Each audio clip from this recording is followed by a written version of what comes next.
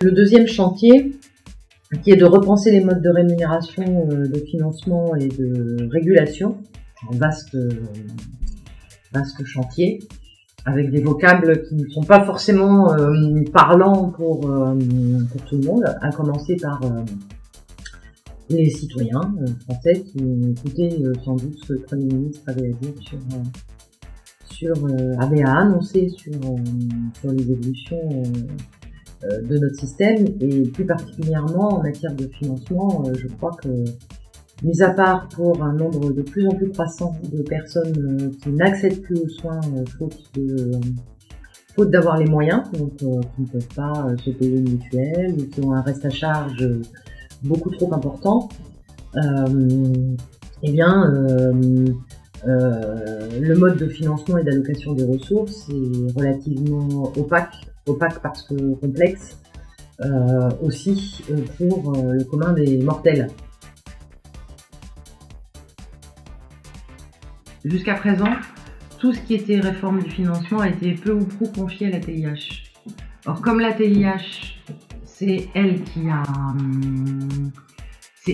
a produit et raffiné le modèle de la tarification à l'activité, il faut absolument prendre de la distance par rapport à son travail pour en faire une politique. Parce que la tarification à l'activité, finalement, ce n'est qu'un outil. Et l'outil doit servir une politique. Donc à partir du moment où devient politique les modalités d'allocation des ressources aux acteurs de santé et aux établissements, celui qui produit le modèle qui sert aujourd'hui doit être un effecteur d'outils et plus un penseur de la tarification et de l'allocation des ressources. L'idée d'avoir une task force rattachée directement à la ministre de la Santé et des Affaires sociales nous paraît une bonne chose, parce que ça permet d'être dans la politique et pas dans l'outillage.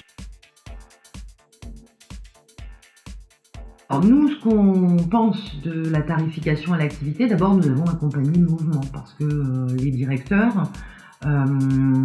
du 5A CFDT, mais les directeurs, les chefs d'établissement et les équipes de direction géraient des enveloppes figées, historiquement établies, et que ces enveloppes, quand on a commencé à pouvoir, avec de nouveaux outils statistiques et de nouveaux outils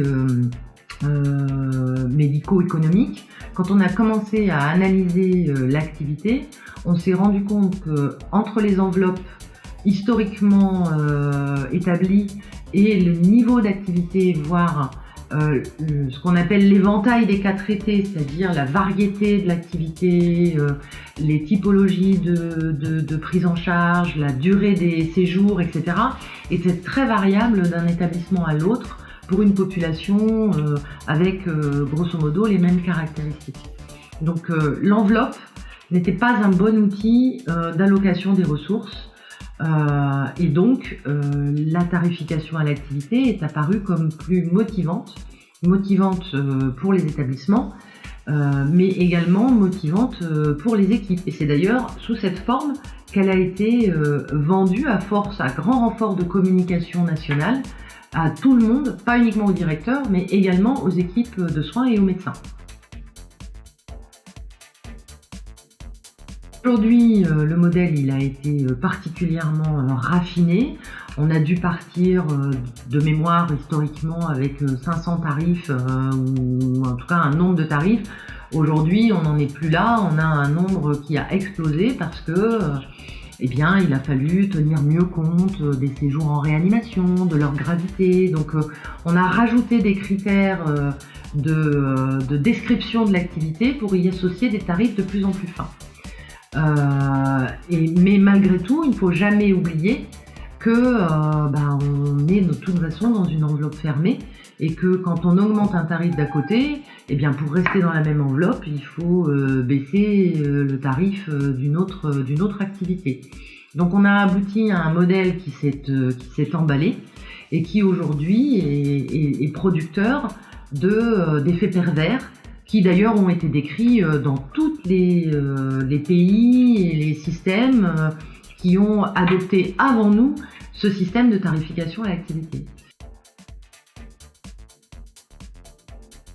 C'est quand même un paradoxe fondamental que de persévérer dans un modèle de tarification à l'activité sans l'amender, sans l'aménager, sans voire le remettre en question sur un certain nombre de pathologies, et d'en même temps dire qu'il faut renforcer la recherche de la pertinence des soins ou des actes.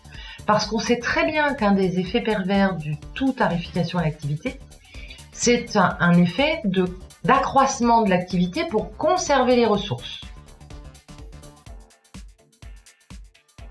Chaque fois que, pour des raisons de maîtrise macroéconomique et de maîtrise des finances publiques, on décide de ne pas faire évoluer l'Ondam et donc de restreindre et donc de diminuer les tarifs, eh bien, on oblige les structures qui sont financées par le tarif, et donc les directeurs, à avoir une politique d'accroissement de l'activité.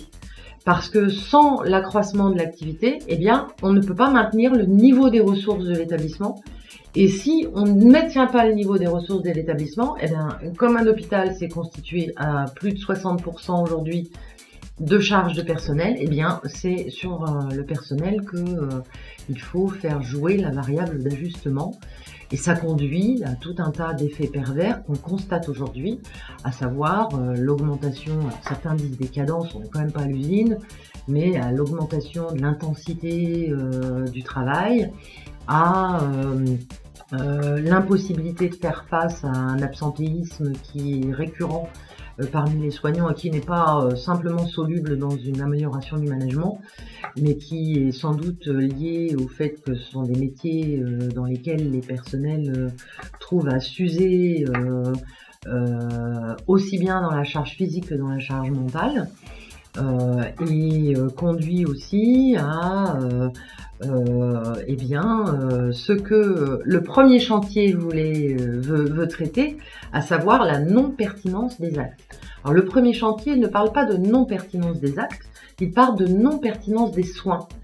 Pendant longtemps, on a entendu dire qu'il fallait contrebalancer les effets inflationnistes à l'activité, donc la course à l'échalote de la tarification à l'activité des établissements publics et privés, par une maîtrise de la pertinence des actes. Là, on ne parle plus de pertinence des actes, on parle de pertinence des soins. C'est plus tout à fait la même chose. Ah, les 50%. D'abord, on ne sait pas trop de quoi on parle. Parce que 50%, je crois que le terme, c'est la tarification à l'acte à 50%. Donc, je ne sais pas si on parle de la ville et de l'hôpital, ou juste de l'hôpital et peut-être de la ville aussi.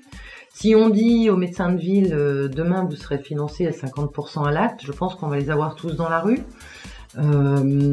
Si on dit à l'hôpital, c'est 50% de limitation de la T2A, quel est le sens? Enfin, qui a décidé que 50% c'était bien ou pas bien? Je pense qu'il faut partir des besoins de santé pour adapter le meilleur moyen de leur allouer des ressources. 50%, c'est dire diminuer la part de la tarification à l'activité, parce que c'est vrai que certains raccourcis journalistiques et médiatiques aujourd'hui laissent penser que c'est du tout financement à l'activité. C'est faux. Depuis le début, le modèle a prévu une part de financement à l'activité pour les activités médecine, chirurgie, obstétrique, et puis même pour les activités de médecine, chirurgie, obstétrique, pour développer un certain nombre d'activités d'intérêt général, des enveloppes. Donc déjà à l'hôpital, on n'est pas à 50% de tarification à l'activité. Et c'est faux de dire qu'on est tout tarifé à l'activité à l'hôpital, parce que il y a un certain nombre d'enveloppes qui sont définies pour financer les activités d'intérêt général, le recours aux soins des plus démunis, les activités de recherche, les activités d'enseignement, les activités qui sont financées avec des forfaits. Donc c'est une multiplication de types d'allocation de ressources qu'on trouve à l'hôpital, ce qui fait la complexité du modèle. Mais tout n'est pas financé à l'activité.